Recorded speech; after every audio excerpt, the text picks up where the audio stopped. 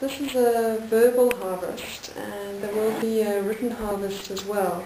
But this is really an opportunity for me to talk through some of the things that we in the Secretariat and in the Fellowship have been thinking about since SPEAR.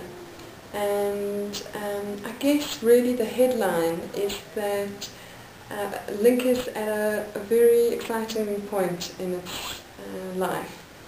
There's a lot of energy, and some of that energy is quite restless in the system.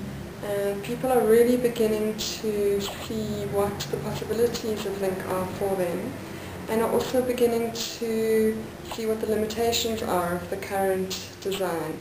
And so there's this very interesting thing happening at the moment where increasingly people are in the Fellowship are taking more ownership of what they want out of Link.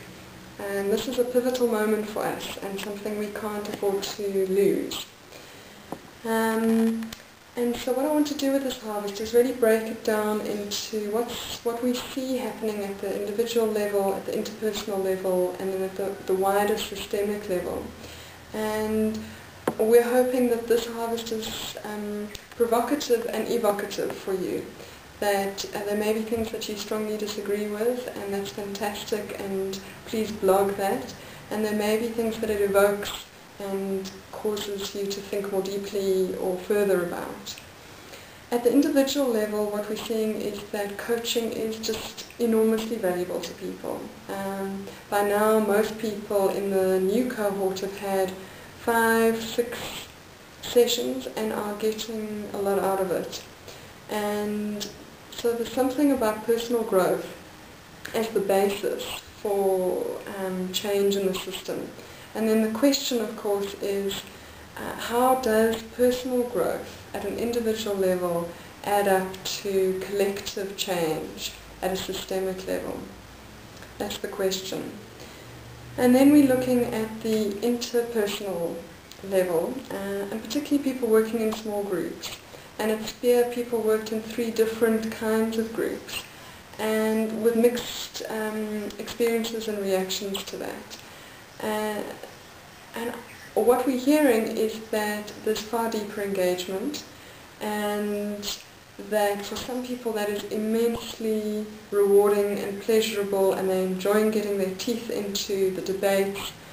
And for some people it's raising higher levels of disagreement and even conflict than has been present in the system before. And so there's a request from fellows that we allow that there's more spaciousness, because trust has developed to the extent where people can disagree and can learn from the disagreements without falling out.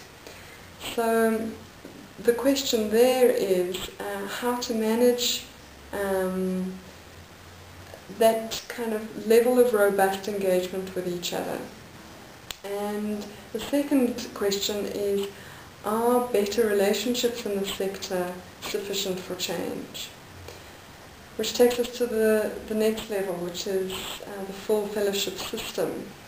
And there are 2 major learnings there. The first is that it's actually been harder to integrate the first generation and the second generation of fellows than we had anticipated.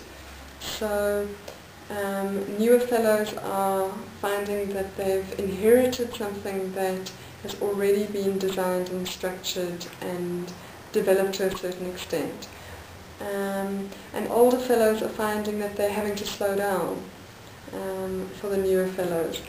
And so while generally I think there's a sense that it's important to have more of the system in the room, and people are benefiting from that broadly, it's causing some internal questioning among fellows about what are the pros and cons of having a second generation come in. And given that there will probably be 3rd and 4th generations at some point, it's an important question for us. And then the second part of looking at the bigger fellowship is this question of ownership. And I guess the question there is, what do we do with that? And the Secretariat is hard at work in conversation with fellows about how to bring people in meaningfully to the design and to the planning of Link, so that it's not just engineered by a group of people outside of the fellowship. So those are some of our questions and some of our memories of SPEAR, and we look forward to your reflections and your recollections.